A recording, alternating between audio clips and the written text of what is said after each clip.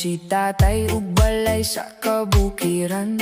Sa hilong nga dapit, malinawan tan-awon. Di pa ning kamutan, sa singot ug kusog. Haron adunay puluyan ng tibuok panimalay. Apan niabot ang mga tao sa gobyerno, nagdalag sugong alisod sa abton. Gibong kagang balay nga puno sa damgo, nangahugno ang among mga handumanan. Nagubana ang balay, wala na tay mapuy-an. Asa man tamo adto, nining kalibutan na ang among paglaong murag gilupad sa hangin. Nangitag kapahulayan sa kasing-kasing nga mingaw. Nagubana ang balay, nahibili ng kasakit. Apan naglaom gihapon nga adunay mas maayo. Nagtukod mig balay dapling sa kadagatan, gitutukan ng adlaw sa matag kabuntagon. Presko ang hangin ug malinaw ang pananaw, murag paraiso sa among pangandoy. Apan niabot ang dagkong balod sa gabi, usog nga unos walay pagpahibalo. Giwasak ang balay, hangtod na hugno.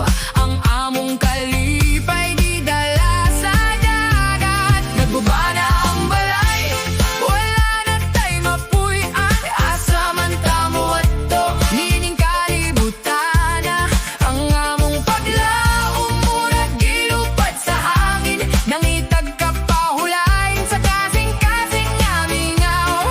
Nagubana ang balay, nahibili ng kasakit. Apan naglaong gihapon nga adunay mas maayo.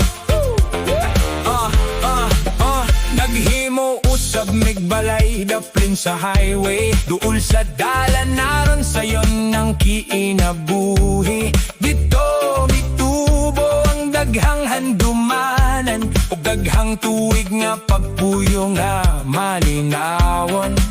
Apan niabot ang proyekto sa karsada, giingon nga palabdon aron molambo. Gikuha ang among yuta ug puloy-anan, ug nahimo na usab kaming wala na'y balay. Nagubana ang balay, wala na tay mapuy-an. Asa man tamo adto, nining kalibutan na ang among paglaom murag gilupad sa hangin. Nangitag kapahulayan sa kasing-kasing nga mingaw. Nagubana ang balay, nahibili ng kasakit. Apan naglaom gihapon nga adunay mas maayo. Apan adunay balay nga gitagana sa langit, hayahayog plastar, walay kaguol o kasakit. Walay hasol, walay luha, walay problema. Kay dito ang gugma, dili na mawala.